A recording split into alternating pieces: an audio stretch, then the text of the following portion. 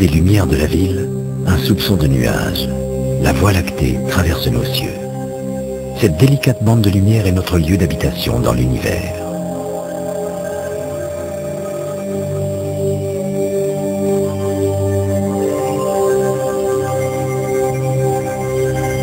Quand on regarde la Voie lactée, on voit par la tranche un disque rempli d'étoiles. Ce disque, c'est notre galaxie, une île perdue dans l'univers.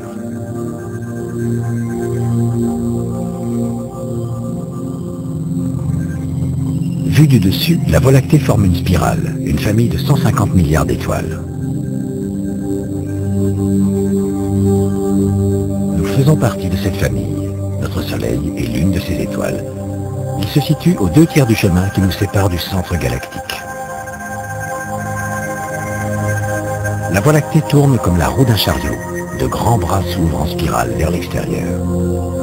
À l'intérieur de l'un de ces bras, le Soleil effectue une orbite autour du centre galactique tous les 225 millions d'années.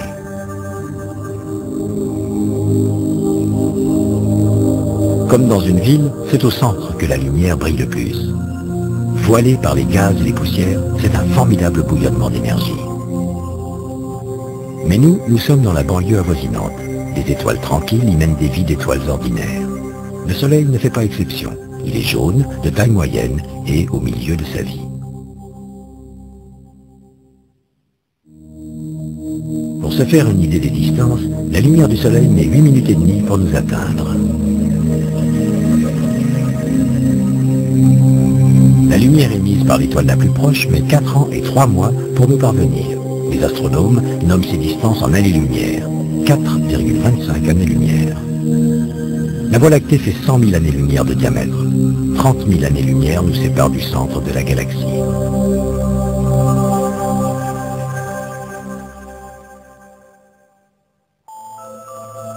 Quand on traverse l'espace à toute vitesse, la constellation d'Orion perd très rapidement sa forme initiale. Vues de la Terre, des étoiles qui semblent extrêmement proches les unes des autres sont en fait distantes de centaines d'années-lumière. Mais dans l'immensité de notre galaxie, nous restons encore assez proches de chez nous. Ce groupe de jeunes étoiles, les Pléiades, se trouve à 380 années-lumière. Plus proches, voici les Hyades. Plus vieilles et moins brillantes, elles sont à 150 années-lumière. Quand on regarde de la Terre, cette géante orange semble faire partie des Hyades. Elle est en fait 2 fois plus près. C'est Aldébaran, 100 fois plus lumineuse que le Soleil.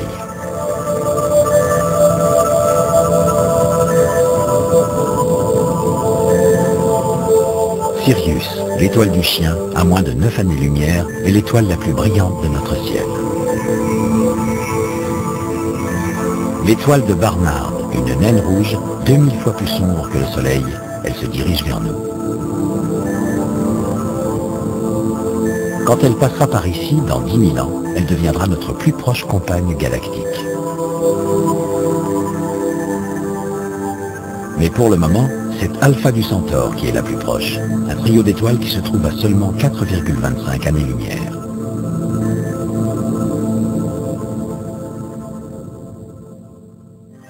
Pour savoir où naissent les étoiles, il faut d'abord regarder vers une autre galaxie. Voici M83. La zone rose à l'intérieur de ses bras en spirale est un berceau d'étoiles. Nous avons les mêmes types de nurseries dans notre propre galaxie. On les appelle les nébuleuses à émission, des nuages d'hydrogène rayonnant zébrés de poussières obscures. Les étoiles s'allument là où la matière se rassemble. En bas à gauche, une jeune étoile brillante dans son cocon de poussière. Et ici, chauffés à blanc, des groupes de nouvelles étoiles. Dans cette nébuleuse, la poussière sombre est éparpillée très loin, sur de très vastes distances, dispersée par les vents puissants des nouvelles étoiles. La naissance des étoiles est un phénomène violent. Ce groupe de jeunes étoiles, soufflant toutes ensemble leur vent énergétique, creuse une bulle gigantesque au sein d'une nébuleuse rouge.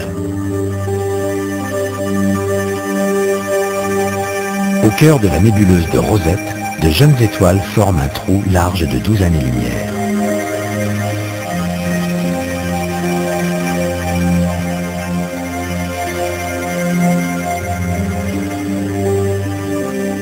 Plus l'étoile est massive, plus sa vie est courte. Les étoiles moyennes, comme notre Soleil, vivent longtemps. Les plus grosses meurent jeunes. En brûlant avec voracité leur propre énergie, elles deviennent de supergéantes rouges, se dilatant des centaines de fois. Celle-ci, Antares, est enveloppée d'un nuage composé de sa propre matière, une nébuleuse à réflexion. Antares est si grosse et si diffuse qu'elle s'éparpille dans l'espace.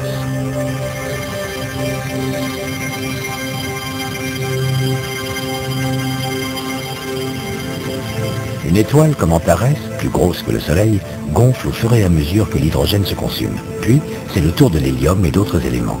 Mais l'équilibre est rompu et elle se met à grossir. La pression du rayonnement poussant vers l'extérieur domine la force de cohésion due à la gravité, poussant vers l'intérieur. C'est ce qui la détruit. La géante rouge s'évapore dans l'espace.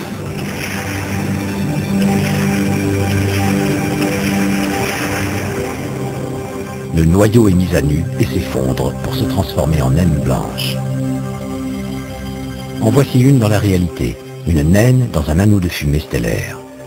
Les astronomes l'appellent une nébuleuse planétaire. Celle-ci a des ailes. La violence des vents lui donne la forme d'un papillon.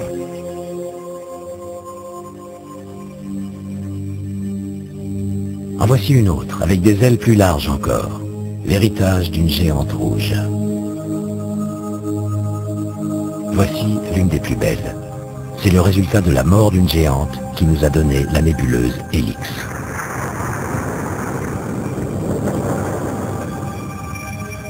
À 300 années-lumière de la Terre, Helix est notre plus proche nébuleuse planétaire, avec au centre une naine blanche que l'on peut voir sur cette image réelle.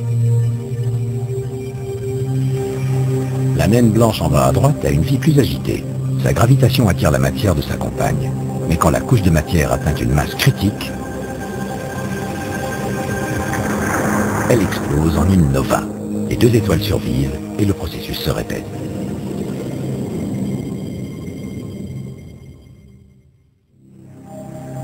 Les plus grosses étoiles provoquent de plus grosses explosions. Cette supergéante rouge fait 10 fois la masse du Soleil. Le Soleil a une durée de vie de 10 milliards d'années, celle-ci ne vivra que 20 millions d'années. Une vie courte et violente, et puis plus rien. Voici l'explosion d'une supernova. Ici, dans la nébuleuse du Crabe, une supernova a été observée en Chine en 1054. Ce sont ces débris qui ont formé la nébuleuse. Au sein même du Crabe subsiste un pulsar. Tournant sur lui-même 30 fois par seconde, c'est un résidu super dense, vestige de l'étoile d'origine. Autour de lui, un disque de matière et de la matière jaillissant des pôles.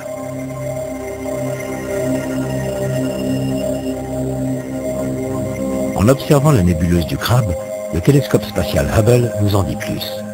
Les accélérés nous montrent des ondes de choc provenant du pulsar, des particules arrachées du disque qui tournoient à la vitesse de la lumière et se dispersent dans l'espace sous l'effet d'un champ magnétique tourbillonnant.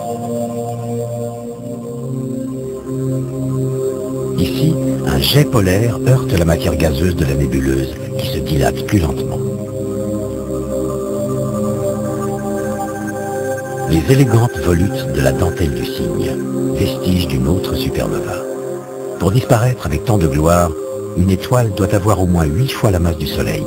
Seules les super étoiles peuvent donner les supernovas. Avec une masse 100 fois supérieure au Soleil et éjectant de gigantesques bouffées gazeuses, cette étoile, Eta Carina, présente tous les symptômes d'une pré-supernova. Elle sera peut-être la prochaine sur la liste.